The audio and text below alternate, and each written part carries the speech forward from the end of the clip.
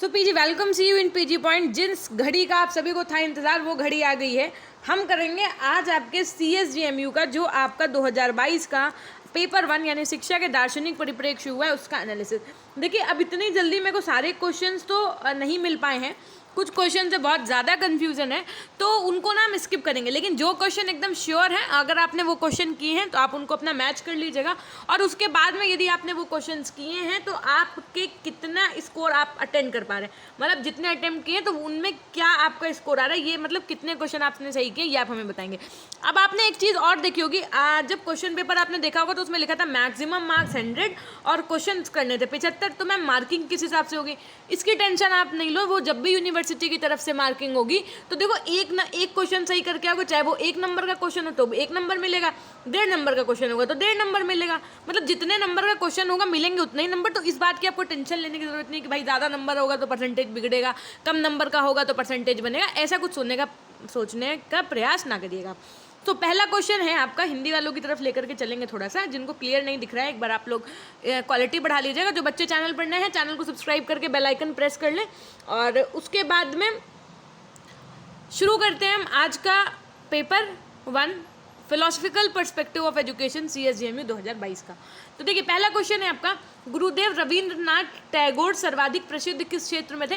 तो correct answer हो जाएगा साहित्य। बहुत लोगों को शिक्षा भी लगा करके आएंगे, लेकिन साहित्य इस बेसिस पे सही होगा क्योंकि जो इनको नोबेल पुरस्कार मिला था वो साहित्य के ही क्षेत्र में मिला था। ठीक है, तो ये प्रसिद्ध किस क्षेत्र में थे? साहित्य के क्षेत्र में। क्वेश्चन नंबर 2 देखिए, प्रयोजनवादियों के अनुसार अंतिम सत्य क्या है? तो प्रयोजनवादियों के अनुसार अंतिम सत्य आपका वास्तविक अनुभव है। प्रयोजनवादी किस प्रकार के अनुशासन पर बल दिया करते थे? इसमें बहुत ज़्यादा अभी संशय की स्थिति है, कुछ कह रहे हैं मुक्त्यात्मक होगा, कुछ होगा प्रभावात्मक। तो अगर आपने इन दोनों में से लगाया है तो सही। अब यूनिवर्सिटी क्या मानती है ये डिपेंड करता है उनके ऊपर। वैसे मोस्ट प्रोबेबली आंसर इसका मुक्त्यात्मक ही सही होना चाहिए था। प्रकृतिवादियों के अनुसार अंतिम सत्य आपका क्या है? तो प्रकृति है। जो बच्चे बी लगा के उनका एकदम सही होगा। किसने कहा है कि दर्शन और शिक्षा एक ही सिक्के के 2 पहलू हैं? तो JS रॉस ने कही है ये बात। ठीक है, फिर देखिए ज़रा क्वेश्चन नंबर 6 क्या कह रहा था, जब समाज का नए सदस्यों को सामाजिक परंपराओं, प्रथाओं और मानकों से परिचित कराया जाता है तो शिक्षा के किन किन उद्देश्यों की पूर्ति होती है? तो आपके शिक्षा के किन किन उद्देश्यों की पूर्ति हो? वैयक्तिक एवं सामाजिक उद्देश्यों की पूर्ति होगी। तो 5th क्वेश्चन का आपका करेक्ट आंसर ऑप्शन ए था, 4th का बी।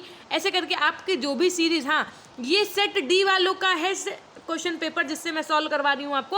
अब आपका अगर सेट ए है, बी है, सी है या जो भी है तो आप उसको अपने अकॉर्डिंग मैच करिएगा, क्वेश्चन वाइज मैच करेंगे। अब इस क्वेश्चन में तो बहुत कन्फ्यूजन है, इसको स्किप करेंगे क्योंकि जो कन्फ्यूजिंग क्वेश्चन है वो हम आपको गलत नहीं कराएंगे। गलत कराने से बेहतर है कि हम आपको ना कराएं वो चीज़, है ना। कमेंट सेक्शन में कमेंट करना है आपको कि आपने क्वेश्चन नंबर 8 में क्या मार्क किया है ना, क्योंकि इसमें ये दोनों ही सही थे लेकिन ऑप्शन बी तो था नहीं। तो इस वजह से जो मैक्सिमम चांसेस है वो नारी शिक्षा सही होने के चांसेस है। निम्नलिखित में से कौन सा शिक्षा विवेकानंद को योगदान को दर्शाता है? वैसे काम इन्होंने दोनों के लिए किया था लेकिन नारी शिक्षा पे विशेष कहा जाएगा। ठीक है, उसके बाद में देखिए, अध्ययन अध्यापन प्रक्रिया में शैक्षिक तकनीकी के अनुप्रयोग को क्या कहा जाता है? तो प्रयोजनवाद। उसके बाद में यथार्थवाद को समझा जाता है। ये क्वेश्चन भी कंफ्यूजिंग है, इसको भी स्किप करेंगे क्योंकि यूनिवर्सिटी क्या मानेंगे ये डिपेंड करता है। उसके बाद में प्रश्न संख्या 12 देखिए, निम्न में से कौन शिक्षा और दर्शन के मध्य संबंध का सही ढंग से व्यक्त करता था? तो ऑप्शन बी एकदम सही हो जाएगा कि लक्ष्य तक पहुंचने के लिए शिक्षा साध्यता प्रदान करती है और जबकि जो दर्शन है वो लक्ष्य निर्धारित करता है। ठीक है, क्वेश्चन नंबर 13 देखिए आप क्या कह रहे हैं, यथार्थवाद तथा आदर्शवाद के समन्वय वाली शिक्षा व्यवस्था है तो क्या है? करेक्ट आंसर हो जाएगा आपका यहाँ पर स्वामी विवेकानंद। ठीक, बेसिक शिक्षा की मुख्य विशेषता क्या है आपकी? तो निःशुल्क शिक्षा प्रदान करना, ये आपकी बेसिक शिक्षा की मुख्य विशेषता है। उसके बाद में बुनियादी शिक्षा पाठ्यक्रम में निम्नलिखित शामिल नहीं है। क्या नहीं शामिल है? तो सह संबंध का सिद्धांत हो सकता है करेक्ट आंसर। उसके बाद में क्वेश्चन नंबर 16, प्लेटो एक दार्शनिक थे तो कैसे दार्शनिक थे प्लेटो? तो प्लेटो एक आदर्शवादी दार्शनिक थे। समाचार पत्र का अभिकरण क्या है आपका? तो अनौपचारिक है। क्वेश्चन नंबर 17 का आपका ऑप्शन बी सही हो जाएगा। शिक्षा एक औपचारिक साधन है तो ये क्या हो जाएगा? शिक्षा का औपचारिक साधन आपका विद्यालय है। ठीक है, ये सब क्वेश्चन करवाए हुए आए हैं क्लास में। प्रोजेक्ट विधि को प्रतिपादित किसने किया था? तो प्रोजेक्ट विधि का प्रतिपादन आपके किसने किया था? किलपैट्रिक ने किया था। जॉन डेवी ने, जो बच्चे लगा करके उनका गलत होगा क्योंकि जॉन डेवी ने प्रोजेक्ट विधि की धारणा दी थी, लेकिन प्रतिपादन किसने किया था? तो प्रतिपादन किलपैट्रिक ने किया था। बौद्ध धर्म के कितने आर्य सत्य हैं? तो 4 आर्य सत्य हो जाएंगे। मध्यम मार्गी संबंधित है, किससे संबंधित है? तो बौद्ध धर्म से संबंधित है। शिक्षा एक प्रक्रिया है, तो शिक्षा एक आजीवन चलने वाली प्रक्रिया। ऑप्शन सी जो बच्चे लगा करके आए उनका एकदम सही हो जाएगा। क्वेश्चन नंबर 23 की तरफ चलिए। शिक्षा का उद्देश्य है, शिक्षा का उद्देश्य क्या है आपका? तो ऑप्शन डी एकदम सही हो जाएगा, सर्वांगीण विकास का उद्देश्य। उपयोगी शिक्षा का दूसरा नाम क्या है आपका? तो व्यावसायिक शिक्षा। और उसके बाद में देखिए, आदर्शवाद मुख्य बल है, आदर्शवाद का मुख्य बल किस पर है? तो शिक्षा के उद्देश्यों पर है, विद्यालय विधियों पर है, विद्यालय पर है, या फिर अनुशासन पर है। तो इसको भी एक बार आप चेकआउट करिएगा कि क्या आपने क्या मार्क किया, ये आप जरा कमेंट सेक्शन में बताइएगा, है ना, क्योंकि ये भी कंफ्यूजिंग क्वेश्चन रहा है। क्वेश्चन नंबर 26 देखिए। प्रकृति की ओर लौटो नारा किसने दिया था? तो रटा हुआ क्वेश्चन था, रूसो ने दिया था। निम्न में से कौन सा कथन सत्य है? तो ये क्वेश्चन तो क्लास का ही कराया हुआ है कि कला भी है और विज्ञान भी। ठीक, शिक्षा क्या है? शिक्षा एक कला भी है और विज्ञान भी है। 18 देखिए, प्रयोजनवादी शिक्षा क्या होती है? प्रयोजन वाली शिक्षा जो है वो आपकी अनुभव केंद्रित होती है। ठीक है। 29 देखिए, क्वेश्चन क्या कह रहा था? यथार्थवाद के अनुसार अंतिम सत्य क्या है? तो यथार्थवाद के अनुसार अंतिम सत्य क्या है? क्या लगा करके आए ये आप हमको कमेंट सेक्शन में बताइएगा। कौन अत्यंत यथार्थवादी है? Question number 30। तो जॉन ड्यूवी जो है वो अत्यंत यथार्थवादी। इसको हमने आपसे कहा था कुछ क्वेश्चन एलिमिनेशन मेथड से कर सकते हैं आप। जैसे आपको पता था रूसो प्रकृतिवादी है, प्लेटो आदर्शवादी है, बच्चे अरस्तु और ये अरस्तु भी आदर्शवादी, तो कौन होगा? John dewy. इसके एलिमिनेशन मेथड अपना के करके क्वेश्चन अगर करते तो भी बहुत सारे क्वेश्चन आप सही कर सकते थे। क्वेश्चन नंबर 32 देखिए, रविन्द्रनाथ टैगोर निम्नलिखित में से किस विद्यालय की स्थापना की थी? कहाँ? तो पांडिचेरी में। किसने कहा था कि शिक्षा एक ध्रुवीय प्रक्रिया है? तो किसने कहा था आपका? Option C John. त्रिध्रुवीय प्रक्रिया कहा था, ऑप्शन बी आपका जॉन ड्यूवी ने कहा था। किसने कहा था? शिक्षा एक त्रिमुखी प्रक्रिया, जॉन ड्यूवी ने कहा था। एक क्वेश्चन अभी द्विमुखी का भी मिलेगा जिसका आंसर एडम्स होगा। प्लेटो द्वारा शिक्षा पर लिखी महान पुस्तक कौन सी थी आपकी? तो क्वेश्चन नंबर 34 आपका करेक्ट आंसर हो जाएगा दी रिपब्लिक। नेक्स्ट क्वेश्चन देखिए, क्वेश्चन नंबर 35। किसने कहा था कि शिक्षा जनतंत्र की दाई है? क्वेश्चन नंबर 35 किसने कहा था शिक्षा की जनतंत्र की दाई है? ये भी क्वेश्चन कंफ्यूजिंग है, तो इसको भी स्किप करेंगे। बेसिक शिक्षा को प्रतिपादित किसने किया था आपका? तो बेसिक शिक्षा को प्रतिपादित किया था गांधी जी ने। कौन सी अवधारणा जैन दर्शन से संबंधित नहीं है? क्वेश्चन नंबर 37 बताइए। तो यहाँ पर आप देख पा रहे होंगे कि भाई समितियां जो हुई थी, देखिए यहाँ पर आपका करेक्ट आंसर जो भी होगा उसमें आपको थोड़ा सा कंफ्लिक्ट रहेगी, लेकिन मेरे हिसाब से आंसर निर्वाण ही होना चाहिए। क्यों? क्योंकि देखिए बौद्ध दर्शन में जब गौतम बुद्ध का प्राणों का त्याग हुआ था तो उस घटना को क्या कहा गया था? महापरिनिर्वाण कहा गया था। और उसके बाद में जब उन्होंने गृहत्याग किया था तो महाभिनिष्क्रमण कहलाया गया था, तो ये वहीं से निर्माण लिया गया है। बाकी देखो निर्जर, मोक्ष और समिति, इन सबका वर्णन आपको जैन धर्म में मिल जाएगा। ठीक है। क्वेश्चन नंबर 38 देखिए, सामाजिक दक्षता क्या दिया क्वेश्चन नंबर में? सामाजिक दक्षता का प्रत्यय किसने दिया है? तो ये आपको बताना है, रूसो ने, प्लेटो ने, जॉन ड्यूवी ने, हीगल ने। कुछ कमेंट में बताइएगा। शिक्षा के द्वारा बच्चों को आत्मनिर्भर बनाने का प्रस्ताव किया गया था, ये कथन किसका है? तो ये कथन था स्वामी विवेकानंद जी के द्वारा। अद्वैत दर्शन के प्रमुखतम स्तंभ कौन थे आपके? तो इसका करेक्ट आंसर आपका क्या लगा कर क्या होगा? शंकराचार्य। एक भारतीय शिक्षा शास्त्री जो अत्यंत क्या थे? प्रकृतिवादी थे। ये आपको कमेंट सेक्शन में बताना। क्वेश्चन नंबर 41 और 42 और 42 में थोड़ी सी अभी भी कंफ्यूजन है। देखिए जो कुछ ऐसे क्वेश्चन होंगे, कम से कम 20 क्वेश्चन ऐसे होंगे जो आपको इसमें नहीं मिलेंगे, मतलब आज के इस जो हम सेशन करवा रहे हैं इसमें आपको नहीं मिलेंगे।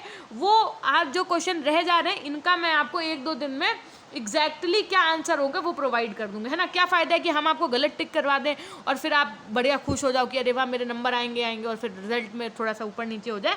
तो इस वजह से जो डाउट वाले क्वेश्चन हैं उनको स्किप करते जाएंगे, जो एकदम श्योर है उनको करते जाएंगे हम लोग। ठीक है।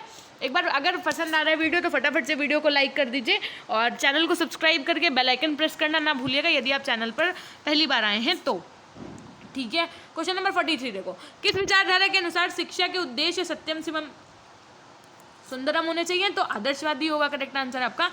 ड्यूवी के अनुसार शिक्षा से अभिप्राय क्या है? तो जीवी के अनुसार शिक्षा से अभिप्राय है जीवन की तैयारी। प्रकृतिवाद किस प्रकार के अनुशासन का समर्थन करता है? तो प्रकृतिवाद आपका किस प्रकार के अनुशासन का समर्थन करता है? कायदे से इसका आंसर ऑप्शन सी होना चाहिए। बहुत लोग कहेंगे कि मैम निगेटिव आंसर तो नहीं हो सकता, लेकिन आपने देखा होगा ना सकारात्मक और नकारात्मक शिक्षा से संबंधित, तो ये भी खैर डाउट में ही चला जाएगा अभी, है ना। उसके बाद में देखिए क्वेश्चन नंबर 47 क्या है? फिलॉसफी शब्द का योग क्या था? तो फिलो और सोफिया से था। ठीक है। क्वेश्चन नंबर 40 उसके बाद में देखिए क्वेश्चन नंबर निषेधात्मक शिक्षा की यदि बात की जाएगी तो आपका इसका करेक्ट आंसर रूसो होने के चांसेस हैं। उसके बाद में किसने कहा था कि शिक्षा एक द्विध्रुवीय प्रक्रिया है, तो जॉन एडम्स ने कहा था। उसके बाद में देखिए क्वेश्चन नंबर 50, रूसो द्वारा शिक्षा पर लिखी महान पुस्तक क्या है?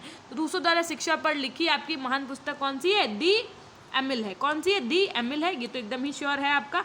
उसके बाद में गांधी जी की का जो शैक्षिक प्रयोग स्थल टॉलस्टॉय फॉर्म था वो कहाँ था आपका? तो ये करेक्ट आंसर आपका इसका हो जाएगा दक्षिण अफ्रीका में था। उसके बाद में देखिए हिंदुस्तानी तालीमी संघ की स्थापना कब हुई थी? तो इसके चांसेस है सही होने के 1937, लेकिन क्या होगा ये अभी एकदम देखो इसका जो आपका एग्जैक्ट आंसर होगा हिंदुस्तानी तालीमी संघ की स्थापना, ये होगा 1939। क्या हो जाएगा? 1939 एकदम करेक्ट आंसर हो जाएगा इसका। शिक्षा का साधन आपका क्या है? तो शिक्षा के साधन जो थे वो औपचारिक, अनौपचारिक, सक्रिय, निष्क्रिय, ये सभी एकदम करेक्ट हो जाएगा 53 का आपका। और उसके बाद में चलेंगे नेक्स्ट क्वेश्चन की तरफ। गांधी जी के पत्र का क्या नाम था? तो गांधी जी के पत्र का नाम था हरिजन। जो बच्चे हरिजन लगा कर क्या है उनका एकदम सही हो जाएगा, ठीक है। उसके बाद में किसने कहा कि मानव की आंतरिक शक्तियाँ का स्वाभाविक, सामंजस्यपूर्ण एवं प्रगतिशील विकास ही शिक्षा है? तो यहाँ पर आपका करेक्ट आंसर क्या हो जाएगा? पेस्टोलॉजी जो बच्चे लगा करके आए उनका एकदम सही हो जाएगा, ठीक है। उसके बाद में देखिए जरा नेक्स्ट क्वेश्चन 56 देखिए, आदर्शवाद के अनुसार सत्य क्या है? तो ये क्वेश्चन तो हमने देखा क्वेश्चन पेपर में आपके 2 बार था, तो इसका करेक्ट आंसर हो जाएगा आपका विचार। आदर्शवादी किस प्रकार के अनुशासन का समर्थन करते थे? तो आदर्शवादी जो है आपके प्रभावात्मक अनुशासन का समर्थन करते थे। निम्नलिखित में से कौन प्रकृतिवादी नहीं है? तो सीधी सी बात है कौन नहीं है? अरस्तु नहीं है। क्यों? क्योंकि अरस्तु क्या है आपके? क्या है? आदर्शवादी हैं। माताएं आदर्श अध्यापिकाएं हैं और घर द्वारा दी जाने वाली शिक्षा अनौपचारिक शिक्षा है। सबसे अधिक प्रभावशाली व स्वाभाविक है। ये बात किसने कही थी? तो ये बात कही थी आपके फ्रॉबेल ने कही थी। किसने कही थी? फ्रॉबेल ने कही थी। उसके बाद में देखिए प्रश्न संख्या 60, किसने कहा परिवार शिक्षा का सर्वोत्तम स्थान है और बालक का प्रथम विद्यालय है? तो करेक्ट आंसर हो जाएगा इसका आपका पेस्टोलॉजी ने कहा था ये बात, ठीक है। नेक्स्ट बाल देवो भव, ये बात किसने कही थी? गिज्जू भाई। जो बच्चा अच्छे से गिज्जू भाई अगर पढ़ के गया था तो मतलब उसके कम से कम हमने देखा है इस पेपर में कम से कम 7 से 8 क्वेश्चन तो गिज्जू भाई से ही संबंधित है। आदर्शवाद संबंधित है, फिर देखिए क्वेश्चन मिल गया आपको विचार से संबंधित है। कौन सी अवधारणा बौद्ध धर्म से संबंधित नहीं है? अब देखो जरा, बौद्ध धर्म में जो थी वो आपकी संगीतियाँ हुई थी, ना कि समितियाँ हुई थी, समझे। बहुत लोग संगीति और समिति में ही कंफ्यूज थे। वो संगीतियाँ हुई थी, समिति नहीं हुई थी। तो करेक्ट आंसर आपका क्या हो जाएगा? समिति हो जाएगा, ठीक है। नेक्स्ट देखिए क्वेश्चन नंबर गिज्जू भाई क्या होगा? गिज्जू भाई की रचना क्या है आपकी? तो यहाँ पर कुछ कंफ्यूजन है, इसको अब हम ना एक बार देख लेंगे फिर बताएंगे आपको। देखिए गिज्जू भाई की रचना के संबंध में यदि बात की जाए तो कहीं ना कहीं इसका आंसर ये वाला सही होने के चांसेस है, प्राथमिक शाला में भाषा शिक्षा, लेकिन इसको भी चेकआउट करना पड़ेगा एक बार। क्वेश्चन नंबर 66 देखिए, टैगोर किस पुरस्कार के अदाता थे आपके? तो नोबेल पुरस्कार के। उसके बाद में क्वेश्चन नंबर आप 69 की तरफ चलेंगे। वैसे देखो शिक्षा नैतिक चरित्र का उचित विकास है, ये कहीं ना कहीं इसका आपका करेक्ट आंसर जो है क्या हो जाएगा? ऑप्शन बी होने के चांसेस हैं, लेकिन कहीं कहीं सी भी होने के चांसेस दिख रहे हैं। तो एक बार इसको भी क्वेश्चन नंबर 68 को स्किप करेंगे, है ना। और वैसे 68 के आपके बी चांसेस हैं होने के, ठीक है। जिन का अर्थ आपका क्वेश्चन आया था तो यहाँ पर हो जाएगा जीतने वाला। बाल जगत क्या होता है? एक भिन्न जगत होता है। उसके बाद में देखिए क्वेश्चन नंबर 71 क्या कह रहा है कि निम्नलिखित में से कौन सी ड्यूवी की रचना है? तो डेमोक्रेसी क्या हो जाएगा करेक्ट आंसर यहाँ पर? डेमोक्रेसी एंड एजुकेशन ना होकर के आपका करेक्ट आंसर जो बच्चे लिख करके हाउ वी थिंक, ये हाउ वी थिंक जो है वो जॉन डीवी की रचना नहीं है, ठीक है। बाकी the social contract, democracy and education, reconstruction and philosophy, ये आपकी जॉन डीवी की रचना। प्रश्न संख्या 72 देखो, डीवी द्वारा शिक्षा पर लिखी पुस्तक कौन सी थी आपकी? तो शिक्षा पर लिखी आपकी पुस्तक कौन सी हो जाएगी? डेमोक्रेसी एंड एजुकेशन हो जाएगी, ठीक। क्वेश्चन नंबर फिर देखिए 73, तो यहाँ पर क्या कह रहा है आपसे? रूसो शिक्षा के किसके नियंत्रण में रखना चाहते थे? तो राज्य के नियंत्रण में रखना चाहते थे, ठीक। रूसो मूल रूप से किस देश के निवासी थे? तो वैसे तो इनका जहाँ पे भी आप देखोगे जेनेवा, अब जेनेवा कहाँ है या फाइंड आउट कर लीजिएगा, ठीक। जे कृष्णमूर्ति ने सबसे अधिक महत्व किसको दिया है? तो करेक्ट आंसर हो जाएगा यहाँ पे आपका प्रेम। 77 देखिए, जे कृष्णमूर्ति ने ज्ञान को कितने भागों में बांटा था? या फिर पाउले फ्रेयरे का जन्म किस देश में हुआ था? तो यहाँ पर आपका करेक्ट आंसर हो जाएगा option A Brazil. Vivekananda ji ने जिस धर्म सभा में भाग लिया था वह कहाँ हुई थी आपकी, तो वो हुई थी आपकी अमेरिका में हुई थी, ठीक है। उसके बाद में गिज्जू भाई के अनुसार बालक की शिक्षा प्रारंभ होनी चाहिए, तो ये कहीं ना कहीं ड्राइंग से प्रारंभ होनी चाहिए, ऐसा कहीं आपको पढ़ने में मिल जाएगा। लेकिन एग्जैक्टली क्या होगा ये तो पता नहीं क्या यूनिवर्सिटी माने, है ना, क्योंकि जो आपके इससे संबंधित प्रश्न होते हैं इनमें कहीं ना कहीं आप देखोगे कहीं कुछ आंसर बताएंगे आपको, कहीं कुछ आंसर बताएंगे, वो किस बेसिस पे आंसर कर रहे हैं ये आपको देखना पड़ेगा। ड्यूवी के अनुसार शिक्षक क्या है, तो ड्यूवी के अनुसार शिक्षक एक सामाजिक और मनोवैज्ञानिक आवश्यकता है। किसने कहा शिक्षा दर्शन का गत्यात्मक पक्ष है, तो ये बात किसने कही थी, तो सर जॉन एडम्स ने कहा था, ठीक है। चार आर्य सत्यों में से कौन सा सम्मिलित नहीं है, तो करेक्ट आंसर हो जाएगा आपका ऑप्शन ए, दुख दूर नहीं हो सकता। निम्नलिखित में से कौन सा दर्शन वेदों को सत्ता मानता है, तो वेदांत एकदम सही आंसर हो जाएगा। क्वेश्चन नंबर 85 देखिए, कौन सा कथन असत्य है, असत्य की यदि बात की जाए तो ऑप्शन सी एकदम सही हो जाता है आपका, कि शिक्षा का उद्देश्य बौद्धिक विकास नहीं हो सकता है, ये एकदम निगेटिव था, तो यही आपका असत्य हो जाएगा। फिर देखिए क्वेश्चन नंबर 87, गिज्जू भाई का पूरा नाम क्या था, तो गिज्जा शंकर भगवान जी बधेका था। जो बच्चे सी लगा करके आए उनकी तो लंका लग चुकी है प्रॉपर, है ना। क्वेश्चन नंबर 88 देखो, निम्नलिखित में से कौन आदर्शवादी नहीं है की बात की गई है यहाँ पर, तो करेक्ट आंसर यहाँ पर क्या हो जाएगा, ऑप्शन सी जॉन डीवी, ये क्या थे, आदर्शवादी नहीं थे। फिर देखिए क्वेश्चन नंबर 89, अमील क्या है, अमील एक ग्रंथ है आपका, ठीक है। फिर देखिए जरा क्वेश्चन नंबर 90, निम्नलिखित में से कौन जैन धर्म के तीर्थंकर नहीं थे, तो मोदग्लायन ये आपके जैन धर्म के तीर्थंकर नहीं थे। फिर उसके बाद में क्वेश्चन नंबर 92 देखिए, स्यादवाद का प्रतिपादन किया था, स्यादवाद का प्रतिपादन किसने किया था, तो जैन दर्शन ने किया था। प्रश्न संख्या 94 देखिए जरा, शिक्षा आजीवन पर्यंत चलने वाली प्रक्रिया है, ये क्या है, व्यापक अर्थ है शिक्षा का, ठीक है। क्वेश्चन नंबर 93, किसने कहा था स्वस्थ शरीर में स्वस्थ मन का निर्माण होता है, तो अरस्तु ने कहा था। फिर देखिए क्वेश्चन नंबर 95 आपका, गिज्जू भाई का जन्म किस राज्य में हुआ था, तो गुजरात में हुआ था। जो बच्चे सौराष्ट्र पढ़ के गए थे तो उनको लग रहा था कि यार महाराष्ट्र आ गया सौराष्ट्र नहीं आया, तो क्या पेपर में एरर आ गई, नहीं, गुजरात में ही सौराष्ट्र है आपका, ठीक है।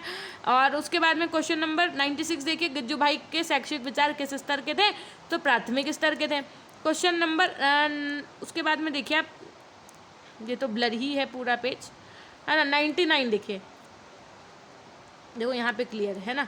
तो कहीं ना कहीं यहाँ पे बाल मंदिर हो सकता है, गिज्जू भाई के विद्यालयों को किस रूप में विकसित करने पर बल दिया था, तो देखो बाल मंदिर जो है इन्होंने इस नाम का एक विद्यालय बनवाया था, तो उससे संबंधित कहीं ना कहीं ये भी आंसर करेक्ट हो सकता है, ठीक है। उसके अंदर विवेकानंद के अनुसार उपयुक्त शिक्षण विधि कौन सी, तो प्रत्यक्ष। टैगोर द्वारा स्थापित शैक्षिक संस्था का वर्तमान नाम क्या है, यहाँ पे बहुत बच्चे कंफ्यूज हो जाएंगे, जो बच्चे शांति निकेतन लगा के हैं गलत, विश्व भारती सही होगा, शांति निकेतन तो एक स्थान है समझो, यहाँ पर बात की गई थी टैगोर द्वारा स्थापित शैक्षिक संस्था, तो शैक्षिक संस्था तो आपकी विश्व भारती है ना, और शांति निकेतन तो एक प्लेस है, प्लेस जहाँ पर ये संस्था है, बात समझो, तो विश्व भारती करेक्ट आंसर होगा यहाँ पे। क्वेश्चन नंबर 100 देखिए, टैगोर ने किस धर्म को किस रूप में स्वीकारा है, तो मानव सेवा के रूप में स्वीकारा है। तो ये थी एक छोटी सी जानकारी, और कहीं ना कहीं हमको पता है आपके कम से कम 20 क्वेश्चन इन 100 क्वेश्चंस में हमने स्किप किए का मतलब जो एकदम क्लियर नहीं है, जिनमें बहुत ज़्यादा डाउट है, तो उनको हम आपको एक दिन बैठ के बाद में पहले चारों पेपर दे लो, फिर सॉल्व करवा देंगे फिर से एक बार पूरा पेपर, है ना। तो अभी तक आपने जितने किए हैं उनमें से अब आपके कितने सही हो रहे हैं, इनका आप हमको ज़रा कमेंट सेक्शन में आंसर करो, और फिर मिलते हैं हम आपसे नेक्स्ट वीडियो के माध्यम से। तब तक के लिए अपना ध्यान रखिएगा, और अगर यदि आप चाहते हैं कि आपकी तैयारी पेपर 1 की ही तरह हो, तो आज के इसी वीडियो में आप देखिए जा करके, सुबह एक वीडियो आपको मिल जाएगा 1 बजे का पार्ट 1 का समाजशास्त्री का, एक वीडियो आपको मिल जाएगा शाम 3 बजे का समाजशास्त्री का, और एक वीडियो अभी हम आपके लिए क्लास करने वाले हैं रात्रि 10:30 बजे, जिसमें आपको 200 प्रश्नों के साथ में कुछ इंपॉर्टेंट फैक्ट्स बेस्ड पॉइंट्स भी बताऊंगी। तो तब तक के लिए जुड़े रहिएगा चैनल के माध्यम से, कल फिर से एनालिसिस करेंगे। जितनी देर में मेरे पास चीज़ें क्वेश्चन पेपर वगैरह आती, फिर क्वेश्चन फाउंड आउट करना और उसके बाद में सब चीज़ें होना, तो थोड़ा सा टाइम लग जाता है ना। बाकी एक बार आप चारों पेपर दे आओ, फिर प्रॉपर एक वीडियो में चारों पेपर का एनालिसिस करवा देंगे। टेंशन लेने की ज़रूरत नहीं है, बस अच्छे से पढ़ के जाओ। जितना पढ़ाया है, जिस बच्चे ने अगर उतना भी पढ़ लिया है ना, तो 100 क्वेश्चन में से आपको पूरे ही 100 क्वेश्चन आ रहे होंगे, मेरे को ये पता है ना। और नो डाउट कि आप बहुत अच्छा पेपर करके आएंगे, बहुत अच्छे मार्क्स बनाने का ये बेटा बहुत अच्छा चांस है, ये समझ लो, क्योंकि इस बार आप लोगों का फर्स्ट सेमेस्टर पहली बार हो रहा है ना। उसके अंदर NEP 2020 पहली बार लागू हुई है, इसलिए जो क्वेश्चन पेपर का स्टैंडर्ड है वो ईजी टू मॉडरेट है, नॉट मॉडरेट टू टफ, है ना। तो ईजी टू मॉडरेट है, इस चीज़ का फ़ायदा उठाइए और अच्छे अच्छे से पेपर करके आइए। Very very all the best for your remaining exams. तब तक के लिए अपना ध्यान रखिएगा। मिलते हैं हम आपसे नेक्स्ट वीडियो के माध्यम से।